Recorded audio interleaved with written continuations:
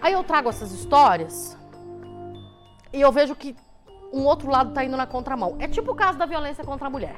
O estado de Minas registra uma queda, mas a cidade de Uberlândia vai na contramão e registra um aumento de 100%. A Polícia Civil faz todo um trabalho de investigação, a Justiça condena, aí vem o STJ e faz um negócio que eu não consegui entender aí.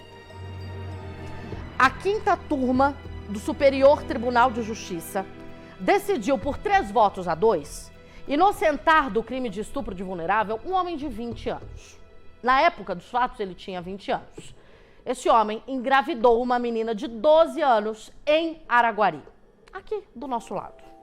E foi a mãe da vítima quem denunciou o crime ao descobrir que a menina estava grávida. Esse homem chegou a ser condenado a 11 anos e 3 meses de prisão pela Justiça Mineira. Todo mundo comemorou a sentença. Havia ali naquele momento uma crença de que de fato a justiça estava sendo feita há 11 anos. É uma sentença considerável. Mas aí, em segunda instância, ele conseguiu afastar essa ocorrência de estupro do caso, que foi agora confirmada pelo STJ. Para absolver esse homem, foi aplicado um conceito jurídico chamado erro de proibição. O que significa esse erro de proibição? É quando a culpabilidade de uma pessoa pode ser afastada se ficar demonstrado e comprovado que ela praticou o ato sem saber que era proibido, ou seja, supondo ali que estava agindo dentro da lei. O que o STJ acreditou? Esse homem cometeu o crime sem saber que era crime. Aos 20 anos, morador da cidade de Araguari, com pleno acesso à internet, TV, comunicação, ele não sabia que ele não podia pegar uma menininha de 12 anos. Foi isso que o STJ entendeu. O relator do caso, o ministro Reinaldo Soares da Fonseca, ele votou contra a condenação. Ele disse que era necessária uma ponderação de valores, levando em consideração o quê? O Estatuto da Primeira Infância e também o bem-estar da criança que nasceu depois do crime. A menina de 12 anos engravidou, ela teve o bebê e esse bebê, segundo o ministro, deveria ser tratado como prioridade absoluta. Ele alegou, durante a defesa dele, do voto pela absolvição, que houve ali a formação de uma família, de um núcleo familiar, e que havia uma união estável entre a menina de 12 anos e o homem de 20. Mesmo que de forma inadequada e precoce, como ele mesmo disse, ele presta assistência à criança. O homem e a menina não vivem mais juntos. Esse relacionamento, ele acabou. Mas, para o ministro, o fato dele cumprir com as suas obrigações enquanto genitor de uma criança poderia resultar ali, então, no afastamento da culpabilidade do ato. Vamos acompanhar a fala do ministro. Quero reafirmar a defesa intransigente com os direitos da criança, no sentido de que criança menor de 14 anos não foi feito para namorar, foi feito para brincar, para ir para a escola.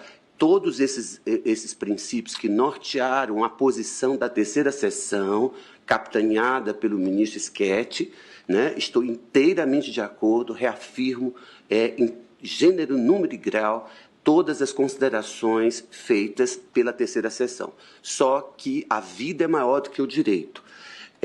A antecipação da adolescência, a antecipação da fase adulta não pode acarretar um prejuízo maior para aqueles que estão envolvidos e mais ainda para uma criança, que é a prioridade absoluta do sistema brasileiro através do Estatuto da Primeira Infância. Agora temos uma criança e, portanto, não me parece, o pai, ao que consta, não estão mais juntos, mas o pai continua dando assistência a essa criança e, evidentemente, que a mãe da avó não concordou e, por isso, em um determinado momento, depois de eles estarem morando juntos e tal, e por isso houve a tramitação do processo. As instâncias ordinárias, o TJ de Minas Gerais, que é um tribunal considerado extremamente rigoroso, né, ele próprio reconheceu o erro de proibição em função da idade, foi união estável e, além do mais, é um trabalhador rural, com 20 anos de idade na ocasião. E, nessas condições, senhor presidente, eu reafirmo, mais uma vez, toda a principiologia que norteou as decisões e os enunciados, os comandos jurisprudenciais da terceira seção, mas eu excepciono situações em que a vida é maior do que o direito. Aí seguiram o relator, os ministros Joel Paciornik e também Ribeiro Dantas. E aí nós tivemos a fala da ministra Daniela Teixeira, que afirmou que não se pode racionalmente aceitar que um homem de 20 anos de idade não tivesse a consciência da ilicitude de manter relação sexual com uma menina de 12 anos.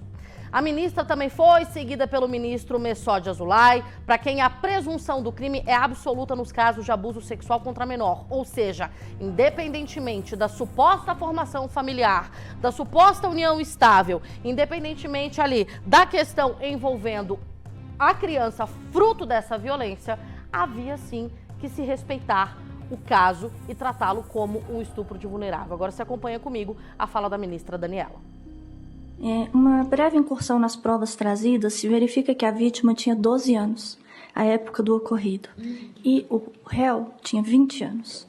Passou a tirá-la das aulas na escola e levá-la com ele, e a se relacionar com ela, e a partir de um determinado momento com ela manter relação sexual.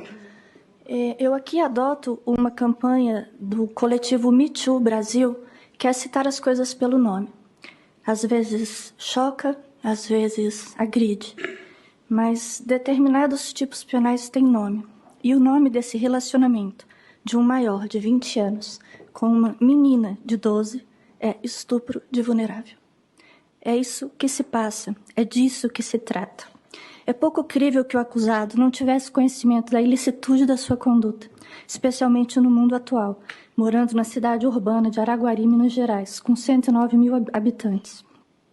O réu conhecia familiares da menor, tinha conhecimento da idade da vítima, não apenas porque a buscava na escola, então sabia a série que ela frequentava, mas porque era amigo de um primo na casa na qual ela residia. O Tribunal de Justiça de Minas, com a devida vênia, não tinha elementos no conjunto probatório a demonstrar a necessária invencibilidade de erro para excluir a alegada potencial consciência da ilicitude. Isso porque o erro de proibição deve levar em consideração as relações do indivíduo com o meio, sua experiência pretérita, características pessoais, local onde vive. Assim, as lições doutrinárias de Rogério Sanches e Guilherme Nucci, que eu cito no voto. Não se pode racionalmente, e aqui faço um apelo a vossas excelências, aceitar que um homem de 20 anos de idade tivesse relação sexual com uma menina de 12 anos de idade. Ser matuto não exclui a tipicidade do estupro de vulnerável. Estamos falando aqui de uma criança agredida, com relação sexual, conjunção carnal, de onde veio uma gravidez, que nada mais é do que uma segunda agressão. Uma menina que tinha uma vida inteira pela frente aos 12 anos de idade corre sério risco de vida ao levar essa gravidez adiante. E levando corajosamente, ou terrivelmente, ou tragicamente, tem a sua vida praticamente ceifada. Para de estudar, não tem um futuro, está ali com 12 anos de idade, 13 quando pariu, cuidando de uma criança. E aí eles falam difícil, né? Vou traduzir para vocês, porque eu tive que assistir 2 vezes para conseguir entender, até porque a paz que esse povo me fala me irrita. Então, a pavor de gente sonsa que fala... A ministra, ela já defende a punição acima de qualquer coisa. Porque na base da defesa dela, de punição, de fato reconhecer o estupro de vulnerável, ela cita o artigo 217A do Código Penal. O que prevê o artigo? Qualquer relação sexual com menor de 14 anos é crime. E o próprio STJ tem uma súmula aprovada em 2017 para confirmar que o estupro ocorre mesmo se houver consentimento da vítima e independentemente de seu passado sexual. Porque eu já vi aqui gente falando, mas essas menininhas de 12 anos hoje em dia estão muito atacadas. Não interessa. Quando há um adulto envolvido na história, é o adulto que tem que ter juízo. E ele que tem que botar juízo na cabeça da criança. Porque ela é uma criança. O que o STJ avaliou? Gente, é importante dizer também que se você for analisar racionalmente, os dois lados, como eu disse anteriormente, têm argumentos muito fortes. O STJ entendeu que privar a criança de crescer ao lado da convivência do pai e da mãe, tendo ali um núcleo familiar constituído, mesmo que essa relação entre os dois tenha terminado, seria violar um direito básico da criança, que é ter a proteção de seus responsáveis. A ministra Daniela já defende que, mesmo diante da responsabilidade do homem perante a criança, afinal de contas, pai tem que fazer isso mesmo, não é mesmo? Tá fazendo mais do que a sua obrigação? Ela defende que, mesmo diante disso, há de se ter uma punição. E enquanto eu acompanho aqui a fala da ministra e do ministro, eu estava lendo os comentários na nossa transmissão do YouTube e a massiva maioria sendo contra essa absolvição. E aí eu só faço um questionamento. Enquanto eu tô falando, pode botar a participação do telespectador aqui, pode ir botando na tela. Enquanto a gente traz essa informação para você, eu te faço um questionamento para que você reflita. Que mensagem a gente passa para a sociedade? Para os agressores, mediante uma absolvição de um estupro de vulnerável. Não é um furto de laranja. Não são 50 quilos de laranja furtados em uma propriedade. Nós estamos falando de uma menina de 12 anos que foi violentada sexualmente, mesmo que haja consentimento, ela legalmente não tem idade e nem previsão legal ali para que esse relacionamento seja sustentável dentro da lei. Se nós temos um artigo e se o próprio STJ define, não se pode haver exceções. Então, que se quisessem abrir uma exceção, que prevalecesse a lei, e talvez com um novo molde de punição. Eles estão lá para pensar nisso, não é a gente tem que pensar não, é eles mesmo que tem que pensar. Mas buscar mecanismos para que os agressores não se sintam encorajados a ir atrás de novinhas, sabendo que talvez em um recurso eles conseguem a absolvição. Tudo foi muito bem analisado pelo STJ. O processo foi lido, foi estudado, pelo menos é o que a gente acredita. Que ele foi lido, ele foi estudado, vários pontos foram analisados, desde a estrutura familiar dessa menina, da condução do relacionamento, da participação da família nesse suposto relacionamento que foi estabelecido antes da gravidez dessa menina. Tudo isso é estudado para que eles tenham essa decisão. Se você analisar comigo, 3-2 não é lá uma vitória muito grande. Havia ali um debate muito acirrado para que fosse determinado. Mas a gente abre um precedente agora para que outros criminosos possam recorrer da mesma maneira. Quais as garantias que nós temos que isso não vai virar conduta agora comum no país? Como eu disse anteriormente, juridicamente, uma aberração. É a palavra mais bonitinha que a gente pode usar nesse momento. Juridicamente é uma aberração. Moralmente, é crime.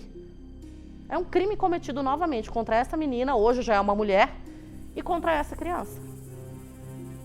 E lembrando, se ele cumpre as obrigações dele referente à paternidade da criança, ele não está fazendo mais do que já era previsto, mas não está fazendo mais do que a obrigação dele. Então não é motivo para ser aplaudido. Que ele continue sendo presente, mas o Estado avalia muita coisa. Assunto muito polêmico, você pode continuar participando comigo, deixa a sua opinião, tô aqui de olho em tudo que é dito na transmissão do YouTube, youtube.com/TV Paranaíba, muita gente participando, eu gosto assim, gente, sabe por quê? O telespectador que participa com a gente, ele expõe a opinião, ele debate, ele vem, ele participa, mas tudo com muito respeito, tudo muito ponderado. Então, muito obrigada a você aí de casa por confiar na gente, por tratar esses assuntos que nós trazemos aqui, que são tão delicados, com tanto respeito e por esse olhar tão humano